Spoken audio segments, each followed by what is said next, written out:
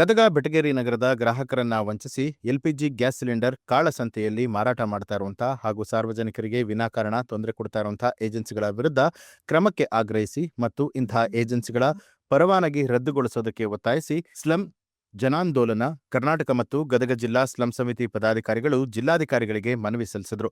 ನಂತರ ಮಾತನಾಡಿದಂಥ ಗದಗ ಜಿಲ್ಲಾ ಸ್ಲಂ ಸಮಿತಿ ಅಧ್ಯಕ್ಷರಾದ ಇಮ್ತಿಯಾಜ್ ಆರ್ ಮಾನ್ವಿ ಅವರು, ಗೃಹ ಇಲಾಖೆ ಎಲ್ಪಿಜಿ ಸಿಲಿಂಡರ್ ಕೊರತೆಯಿಂದ ರಾಜ್ಯದಾದ್ಯಂತ ಗ್ಯಾಸ್ ಖರೀದಿಗೆ ಜನರು ಮುಗಿಬಿದ್ದಿದ್ದಾರೆ.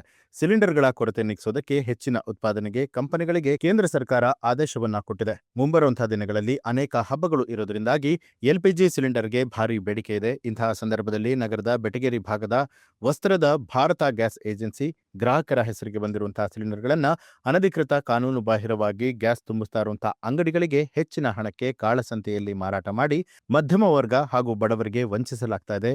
ಮನೆ ಮನೆಗೆ ಗ್ಯಾಸ್ ಪೂರೈಸುವಂತಹ ಸಿಬ್ಬಂದಿಗಳು ಜನರಿಂದ ನಿಗದಿತ ದರಕ್ಕಿಂತ ಹೆಚ್ಚಿನ ಹಣವನ್ನು ವಸೂಲಿ ಮಾಡುತ್ತಿದ್ದಾರೆ. ಗ್ರಾಹಕರಿಗೆ ಮೋಸವನ್ನ ಮಾಡಿ ಗ್ಯಾಸ್ ಸಿಲಿಂಡರ್ ಕಾಳಸಂತೆಯಲ್ಲಿ ಮಾರಾಟ ಮಾಡ್ತಾ ಇರುವಂತಹ ಗ್ಯಾಸ್ ಏಜೆನ್ಸಿಗಳ ವಿರುದ್ಧ ಕ್ರಮವನ್ನ ಕೈಗೊಂಡು ರಾಜಾರೋಷವಾಗಿ ಹಗಲು ದರೋಡೆಗೆ ನಿಂತಿರುವಂತಹ ಗ್ಯಾಸ್ ಏಜೆನ್ಸಿಯ ಪರವಾನಗಿ ರದ್ದುಗೊಳಿಸಬೇಕು ಅಂತ ಹೇಳಿ ಆಗ್ರಹಿಸಿದರು.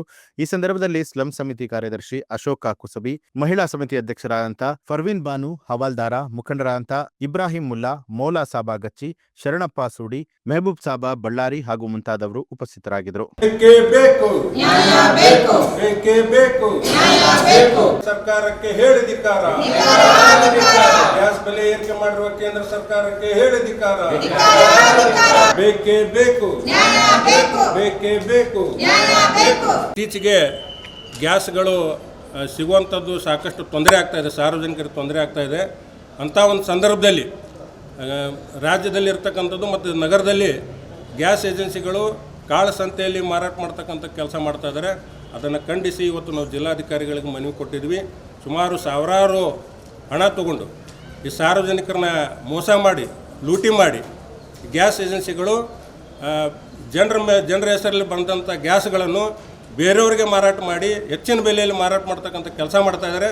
ಅದನ್ನು ವಿರೋಧಿಸಿ ಏಜೆನ್ಸಿಗಳ ಮೇಲೆ ಕ್ರಮ ತಗೋಬೇಕು, ಅವರ ಲೈಸೆನ್ಸನ್ನು ರದ್ದು ಮಾಡಬೇಕು ಅಂತೇಳಿ ಇವತ್ತು ಜಿಲ್ಲಾಧಿಕಾರಿಗಳ ಗಮನಕ್ಕೆ ತಂದಿದ್ವಿ. ಮುಂದೆ ಜಿಲ್ಲಾಧಿಕಾರಿಗಳು ಕ್ರಮ ತಗೊಳ್ಳಿಲ್ಲ ಅಂತಂದ್ರೆ ಉಗ್ರ ಹೋರಾಟ ಮಾಡ್ತೀವಿ ಅಂತೇಳಿ ಈ ಮೂಲಕ ಎಚ್ಚರಿಕೆಯನ್ನು ಕೊಡ್ತಾ ಇದ್ದೀವಿ.